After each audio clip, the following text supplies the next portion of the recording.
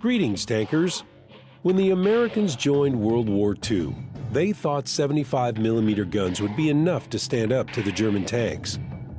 But by the end of 1942, it was obvious that the penetration of these guns was not good enough.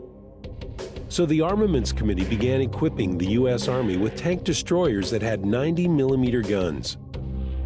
The M36 Jackson is the result of this process. It was used by the Army after April 1942.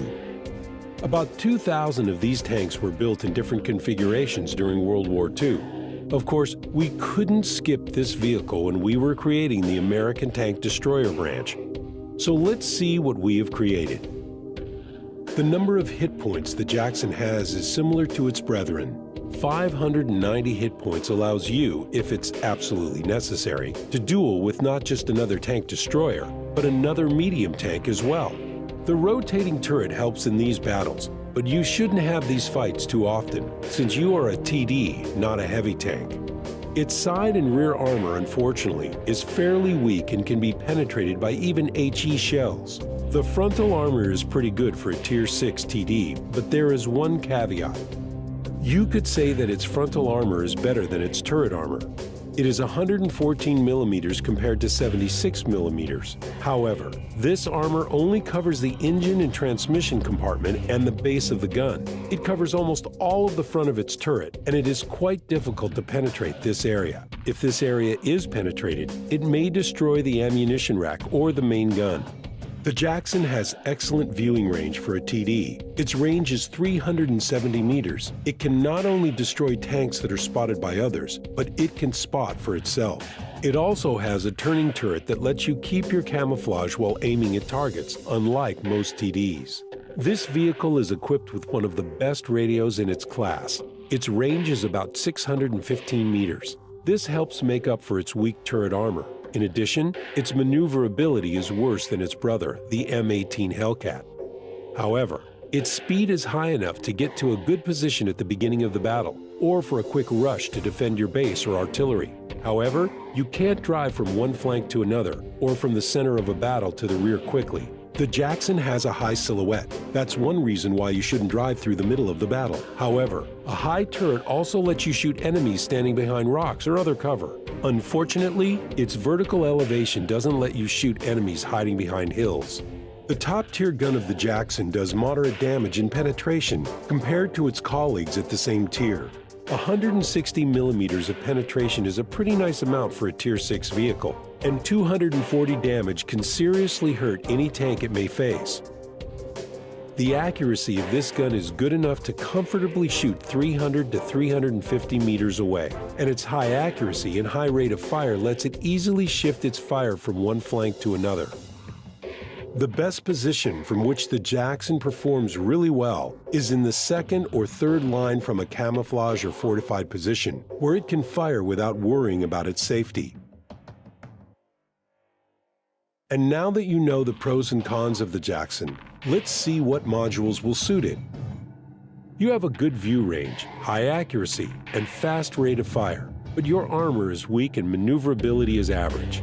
That's why the best tactic for you is to get to a good position and shoot everybody that wants to push you out of it.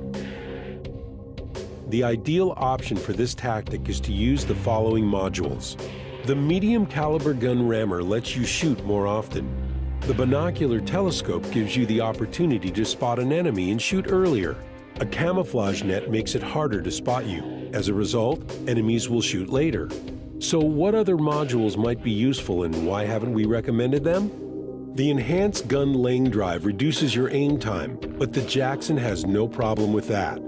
The coated optics provide fewer bonuses to view range than the telescope, and moving is dangerous anyway.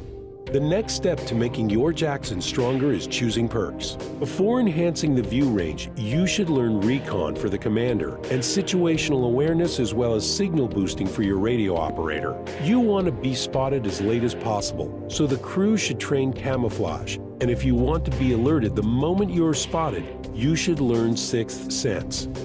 If you want to increase your damage, your gunner should learn Deadeye. In addition, Snapshot for your gunner and clutch braking for your driver may also be useful.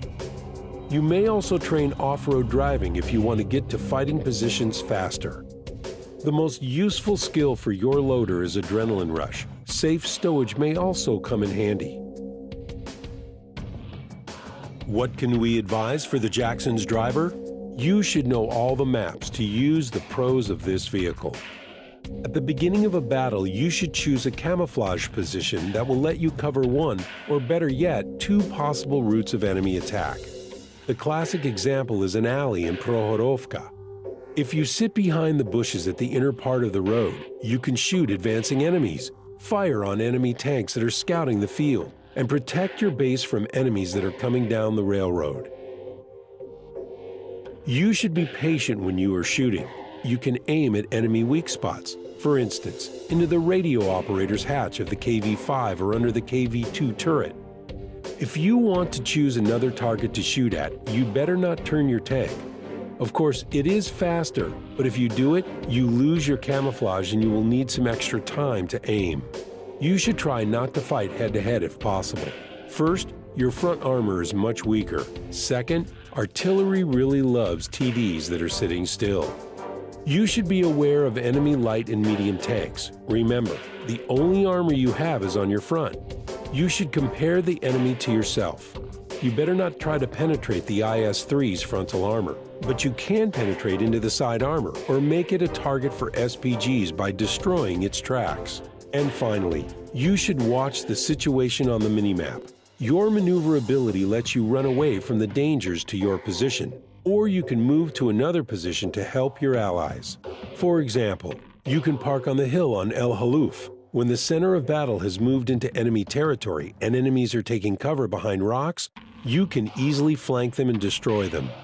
The Jackson is an amazing vehicle that doesn't require amazing skills, so players can make mistakes in-game.